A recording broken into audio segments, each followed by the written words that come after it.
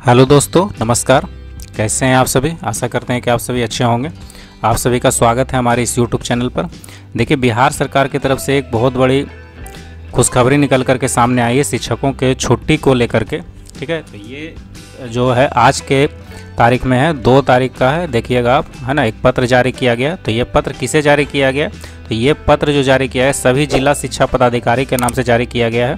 ठीक है, और इसमें आपको छुट्टी के बारे में बताया गया कि कौन सा शिक्षक कैसे छुट्टी अपना ले सकते हैं। सारे अलग अलग जो ज़िले से जो चिट्ठी निकलती थी, अब सभी का कन्फ्यूजन दूर हो गया है यहाँ पर एक ही चिट्ठी में। यहाँ पर देखिए क्या कह रहा है कि राज्य के प्राथमिक, मध्य विद्यालय, उच्च माध्यमिक विद्यालयों में कार्यरत प्रधानाध्यापक, प्रधान शिक्षक, सहायक शिक्षक, विशिष्ट शिक्षक, विद्यालय अध्यापक यानी कि बीपीएससी टीचर जो 1, 2, 3 हैं, TRE 1, 2, 3, ठीक है, तो उनके लिए यानी स्थानीय निकाय के शिक्षकों को छोड़ करके यहाँ पर बताया गया कि अवकाश की स्वीकृति के संबंध में।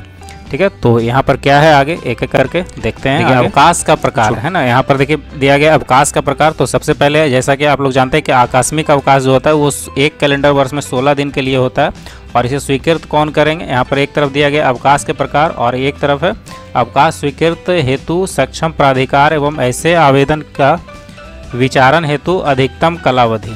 ठीक है, यहाँ पर सहायक शिक्षक, विशिष्ट शिक्षक, प्रधान अध्यापक के मामले में विद्यालय प्रधान के प्रधानाध्यापक, प्रधान शिक्षक, प्रभारी प्रधानाध्यापक के मामले में संबंधित प्रखंड के प्रखंड शिक्षा पदाधिकारी और आवेदन समर्पित करने की तिथि को ही सक्षम प्राधिकार द्वारा इस पर निर्णय लिया जाएगा। ठीक है, तो यहाँ पर 16 दिनों के लिए जो अवकाश है उसके बारे में बताया गया है। और यहाँ पर देखिए एक चीज़ और बताया कि लगातार 12 दिनों से अधिक अवधि के लिए स्वीकृत नहीं किया जा सकता, यानी कि छुट्टी जो है आप लगातार 12 दिनों से ज़्यादा नहीं ले सकते। आकस्मिक अवकाश।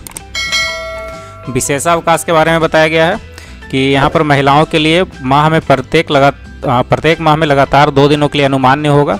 ठीक है, तो यहाँ पर सहायक शिक्षक, विशिष्ट शिक्षक यानी सभी तरह के जो शिक्षक हैं, ठीक है, प्रभारी प्रधानाध्यापक के मामले में आवेदन समर्पित करने की तिथि को ही सक्षम प्राधिकार द्वारा इस निर्णय लिया जाएगा। ठीक है, जिस दिन आवेदन आप समर्पित करेंगे उसी दिन से क्या होगा कि आपका वो माना जाएगा।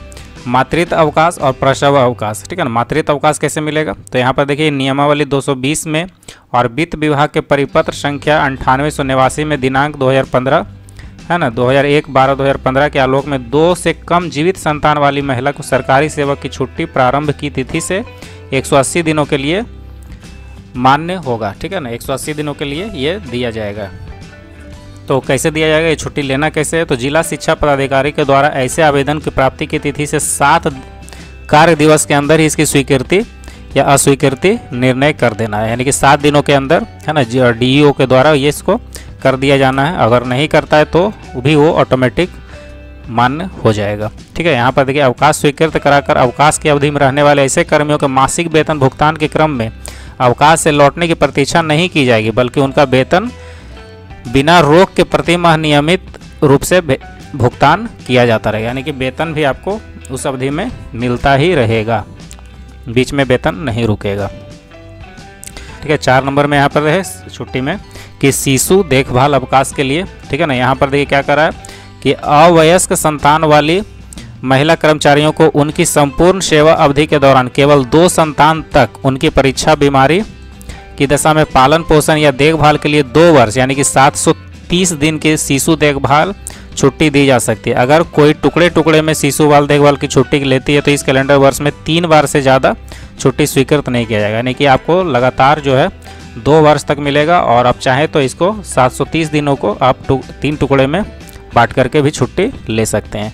ये भी कैसे मिलेगा? तो ये 7 कार्य दिवस के अंदर इसको स्वीकृति या अस्वीकृति का निर्णय लिया जाना है। ठीक है, और इसमें भी क्या है कि बिना रोक के यानी कि बिना उनका वेतन रोके प्रतिमाह नियमित रूप से भुगतान किया जाता रहेगा। पितृत्व अवकाश। देखिए पितृत्व अवकाश में क्या है कि वित्त विभाग का परिपत्र संख्या इतना में है ना मैटरनिटी लीव की संभावित तिथि के 15 दिन पहले से 6 महीने की अवधि तक के बीच के लगातार 15 दिन है ना, यानी कि ये जो पितृत्व अवकाश है ये 15 दिनों तक मिलेगा। ठीक है, अब यहाँ पर है कि जिला शिक्षा पदाधिकारी द्वारा ऐसे आवेदन को भी 7 दिन के अंदर स्वीकृत या अस्वीकृत करना है ना, यानी कि आपका आवेदन अब लटकाया नहीं जाएगा बल्कि उसे करना ही होगा हर हाल में। अवकाश स्वीकृत कराकर अवकाश अवधि में रहने वाले ऐसे कर्मियों के मासिक वेतन भुगतान के क्रम में अवकाश से लौटने की प्रतीक्षा नहीं की जाएगी, बल्कि उनका वेतन बिना रोक के प्रतिमाह नियमित रूप से वेतन भुगतान किया जाएगा। 6 नंबर में उपार्जित अवकाश। बिहार सेवा कि ये नियम 227 के आलोक में क्या है कि 300 दिनों के लिए ये अवकाश संचित हो सकेगा, जिसको उपार्जित अवकाश कहते हैं। ठीक है, अब जिला शिक्षा पदाधिकारी द्वारा ऐसे अवकाश को 7 दिन के कार्य यानी कि सभी जो छुट्टियां हैं उसे जिला पदाधिकारी के द्वारा जो है वो 7 दिनों के अंदर स्वीकृत या अस्वीकृत किया जा सकेगा। अब यहाँ पर है कि अवकाश स्वीकृत कराकर के अवधि में रहने वाले ऐसे कर्मियों के मासिक वेतन भुगतान के क्रम में अवकाश से लौटने की प्रतीक्षा नहीं की जाएगी। यहाँ पर भी देखिए बताया गया है कि यहाँ पर भी आपको वेतन नियमित प्रतिमाह रूप से मिलते रहेगा। ठीक है, अब अगला है कि आधे वेतन की पर छुट्टी, यानी कि आधे वेतन पर आपको छुट्टी लेना है 7 नंबर में। तो कैसे लेंगे? तो ये छुट्टी निजी काम के लिए या फिर स्वास्थ्य प्रमाण पत्र पर मिल सकता है ना। किसी व्यक्ति को कोई निजी काम है या फिर कोई स्वास्थ्य प्रमाण पत्र के आधार पर तो आपको ये छुट्टी मिल सकता है। आधे वेतन पर छुट्टी स्वास्थ्य प्रमाण पत्र या फिर निजी काम के लिए एक समय में चाहे जितने दिनों तक ली जा सकती है, चाहे आप इसको जितना भी दिनों तक लिया जा सकता है, चूँकि आपको वेतन जो है क्या मिलेगा, आधे वेतन पर छुट्टी मिलेगा।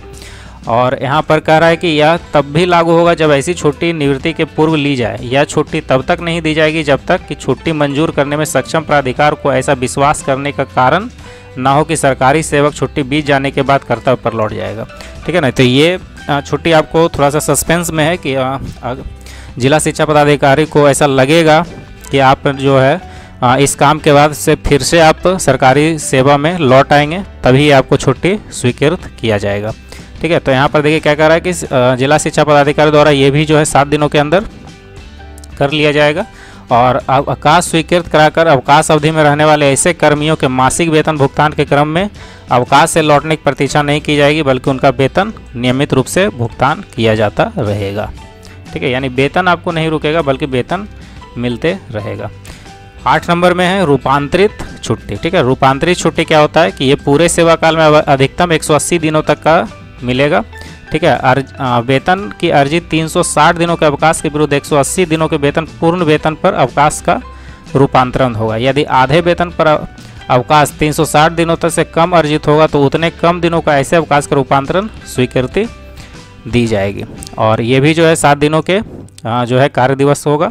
और अवकाश स्वीकृत कराकर के अवधि में ऐसे कर्मियों के मासिक वेतन के क्रम में अवकाश से लौटने की प्रतीक्षा नहीं की जाएगी, बल्कि इसको मिलते रहेगा वेतन। ठीक है, और 9 नंबर में देखते हैं क्या है कि 9 नंबर में कि असाधारण अवकाश। असाधारण अवकाश में क्या है कि यहाँ पर असाधारण अवकाश की स्वीकृति के प्रदान की जाएगी। उक्त अवकाश की अवधि के कोई वेतन आदि दे नहीं होगा। ठीक है, असाधारण अवकाश में जो है वेतन आदि दे नहीं होगा। और ये भी जो है 7 कार्य दिवस के अंदर ही स्वीकृति या अस्वीकृति का निर्णय लिया जाएगा। उसके बाद है अदेय छुट्टी, यानी कि लीव नॉट ड्यू। ठीक है, लीव नॉट ड्यू में क्या है कि यह छुट्टी स्वास्थ्य प्रमाण पत्र के आधार पर दी जा सकती है। यह छुट्टी समूचे सेवा काल में, यानी पूरे आपको जितने भी सेवा काल बचे हुए हैं उसमें से 180 दिन के लिए लिया जा सकता है। और सरकारी सेवक से आधे वेतन की छुट्टी के बाद उपार्जित करेंगे, उससे यह छुट्टी काट ली जाएगी। ठीक है, यानी कि यहाँ पर आपको ये भी 7 दिनों के अंदर जो है स्वीकृत या स्वीकृत का निर्णय लिया जाना है। और यहाँ पर भी जो है क्या कह रहा है कि वेतन भुगतान के क्रम में अवकाश से लौटने की प्रतीक्षा नहीं की जाएगी, बल्कि वेतन बिना रोके मिलता रहेगा। ठीक है, तो यहाँ पर देखिए एक चीज़ और भी है यहाँ पर कि ये जो जब से कह रहा है कि यहाँ तक तब तक ऑफलाइन मोड में ऐसे आवेदनों पर विचार किया जाएगा, यानी कि अभी जो ये है अभी ऑफलाइन मोड में ही विचार किया जाएगा। और ये जो है दिनांक 23/6/2025 के पश्चात, यानी उसके बाद जो है ऑफलाइन मोड में अवकाश आवेदन पर विचार नहीं किया जाएगा, यानी कि जितने भी आवेदन होंगे सभी ऑनलाइन स्वीकृत किए जाएंगे। ठीक है, तो इस वीडियो में इतना ही, मिलते हैं अगले वीडियो में। अगर आपको ये वीडियो पसंद आया तो वीडियो को लाइक करिए, चैनल पर नए हैं सब्सक्राइब कर दीजिए। Thanks for watching this video.